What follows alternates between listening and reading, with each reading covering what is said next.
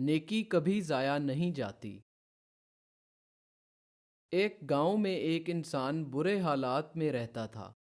وہ روزانہ کام کرتا تھا اور جب کبھی وہ بیمار ہو جاتا اور کام پر نہ جا سکتا تو اس کے پاس اتنی رقم بھی نہ ہوتی کہ وہ روٹی کا ایک ٹکڑا خرید سکے۔ پھر بھی وہ اپنی صورتحال سے مکمل طور پر مطمئن تھا اور اسے کوئی شکایت نہ تھی۔ اس کی واحد پریشانی اس کے بچے کا مستقبل تھا، کیونکہ وہ صرف چھوٹا بچہ تھا جو ان سختیوں کو برداشت نہیں کر سکتا تھا جو اس کے والد نے کی۔ اس کی زندگی آسان نہ تھی۔ ایک دن باپ ادھر ادھر گھوم رہا تھا تو اسے دور سے ایک کتے کے مسلسل بھونکنے کی آواز آئی۔ چنانچہ وہ آواز کی جانب بھاگا اور اس نے ایک بچے کو خوفزدہ چہرے کے ساتھ کنویں میں ڈوبتے دیکھا۔ اس کی چیخو پکار کوئی سن نہیں سکتا تھا۔ اس وقت آدمی نے بغیر سوچے سمجھے کنویں میں چھلانگ لگائی اور بچے کی جان بچائی۔ اس کے بعد وہ خوشی خوشی گھر واپس گیا۔ اگلے دن ایک امیر آدمی ایک خوبصورت گاڑی میں اس غریب گھر کے سامنے آیا۔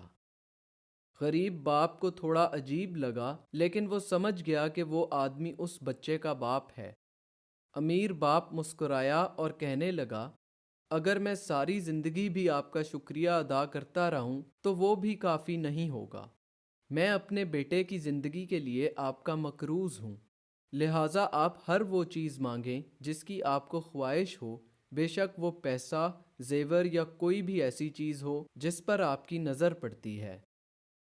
غریب باپ نے جواب دیا، میں نے صرف اپنے ضمیر کی پیروی کی، میری جگہ کوئی بھی ہوتا تو یہی کرتا۔ میں نے آپ کے بیٹے کو اپنا بیٹا سمجھا۔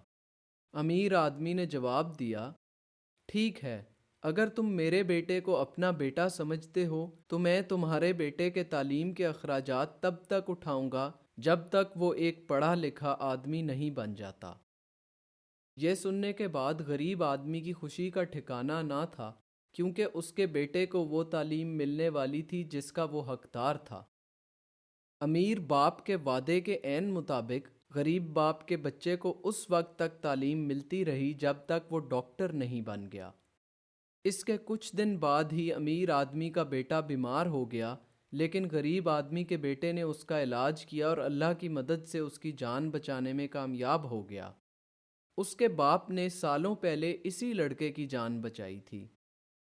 امیر نوجوان نے ڈاکٹر کو اپنی ملکیت کا آدھا حصہ دے کر شکریہ ادا کرنے کی کوشش کی، لیکن ڈاکٹر نے انکار کر دیا اور کہا، اگر میں کسی کے ساتھ کچھ اچھا کرتا ہوں تو مجھے شکریہ کا انتظار کرنے کی ضرورت نہیں ہے، میرے لیے اللہ کی رضا ہی کافی ہے، اور اللہ میرے اعمال کو کبھی ضائع نہیں ہونے دے گا۔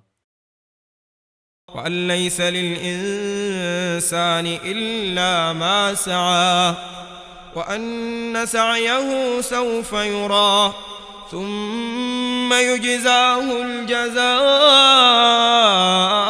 الْأَوْفَىٰ وَأَنَّ إِلَىٰ رَبِّكَ الْمُنتَهَىٰ وَأَنَّهُ هُوَ أَضْحَكَ وَأَبْكَىٰ وَأَنَّهُ هُوَ أَمَاتَ وَأَحْيَا وَأَنَّهُ خَلَقَ الزَّوْجَيْنِ الذَّكَرَ وَالْأُنثَىٰ مِن نُّطْفَةٍ إِذَا تُمْنَىٰ وَأَنَّ عَلَيْهِ النَّشْأَةَ الْأُخْرَىٰ